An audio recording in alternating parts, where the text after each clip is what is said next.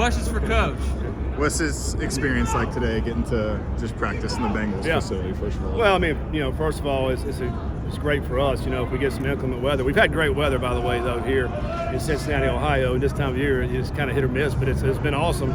But today, a little windy, a little rainy, stormy, and to be able to come over here has been awesome. It's a good change up for our guys, change the scenery, and to be able to come in here. And we got some good work in here today, and that's what it's all about in the spring, because you only get 15 opportunities. We don't want to miss a day. Seems like there's a lot of competition at the scrimmage part there at the end. Yeah. What's it like to see that between the players, the coaches, and everyone? You know what? I like it. I mean, it seems chaotic at times. You got guys, fussing and all this and that, but it's all part of it. It's part of the competitive spirit that the coaches have, that the players have. Depending on what side of the ball you're on, you think you made the play. Defense thinks they, get a sack or tackle for loss every time. Offense thinks they didn't get tackled. I mean, it goes back and forth. But I did today. We saw some good things out of the defense. I thought you had a hard time moving the ball. Within the last drive, it was probably a 10 or 12 play drive that the offense were able to come down. We finished up on a touchdown. So I mean, that's the kind of stuff you want to see. I see some guys coming up making some great tackles. You see some backs making some guys miss. So it's a little bit of back and forth, and that's obviously what you want to be able to see. If you're a freshman that wants to play, it behooves you to be here for spring practice. I continue to see number 31 in black a lot. Yeah. What kind of impression has Simeon Coleman made consistently? To your first point, I agree with you. When you're a freshman and you can graduate early and get here in January, you're going to get reps. Like all these freshmen are getting tons of reps. I mean, I was looking at them today. I mean, they're up with over 250 reps this spring. It's hard to replace those reps. But a guy like Simeon, from the first practice, he started making plays. We're just in helmets, and I'm like, wow, you didn't know he was going to be able to pull his trigger like he does. And he plays downhill, very physical player. Now, we saw that on film. The thing that I didn't know was how fast he plays. I mean, he plays extremely fast. From the day one, he's looked like he belongs in college football right from the start. Sometimes as a freshman, you maybe don't look that way yet, but he's playing that way, and it's been really good to see. How much harder is that to do if you just show up for camp, as opposed to you get 15 of these to fly around? You know what? The growth that these guys will get this summer because they have gone through this spring is tremendous. The thing about it, the other freshmen will be here this summer. They don't know. They're just getting summer workouts. And then August hits, and you got to Camp Higher Ground, and their eyes are about this big, and they're like, what's happening? These guys, they're going to come into Higher Ground, with a purpose, because they already went through 15 practices. They made some mistakes, and they grew from it, and they learned from it. I think that's a big difference. It's a tremendous jump with these guys that they'll have over the guys that are coming in.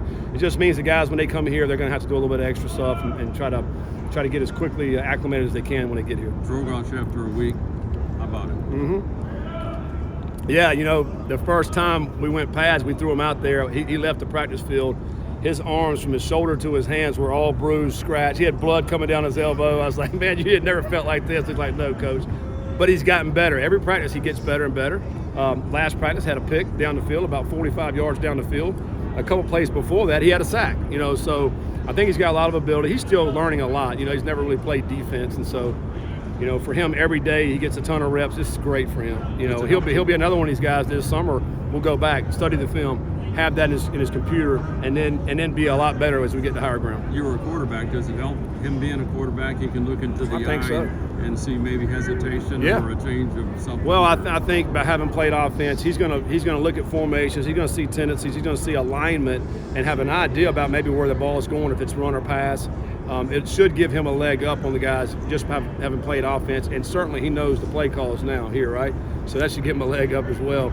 Although we are huddling a lot more, so he doesn't get to hear her calls. So, but no, I think he'll be fine. It just needs to get a ton of reps. Where did Sorsby? How did you see him acclimate to your offense as spring starts to wind down? Yeah, I mean, he's still growing, still learning. I think, so is Samaj, and so, those two guys who just got here, it's a lot for them to take in, and they're seeing a lot of stuff, looks on defense. You're trying to learn the offense. You're trying to get the guys aligned right, the motions. It's a lot that goes on in their head. And now we have this, communication piece that we've been using this summer or this spring. So I'm able to talk to them and tell them a little bit more than maybe you would ordinarily now.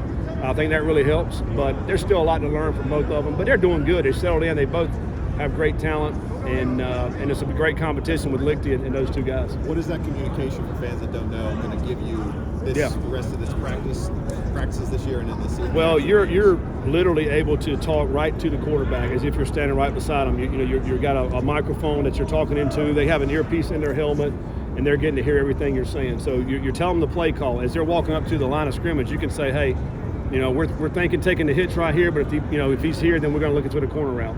Don't forget about your back.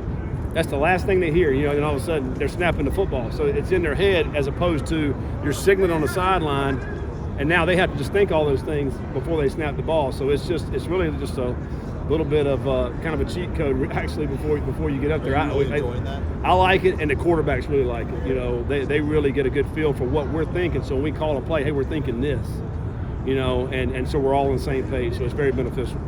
Is it tough to be brief with that? I mean, yeah, you have to be. You're not sitting there talking all the way up before he snaps the ball. So we'll have to the 15 seconds on the shot clock, right? So out here we don't have that, so we can talk to them the whole time. But I'm cognizant of that. I'm just trying to give them pertinent information and then let them concentrate on what the play is going to be. And it's seriously on to the next play because you can't be saying, had you done this, we would have had a first down. That's right. No, that's good. We're good? Yep, we're good. All right, thank you guys. Thank you.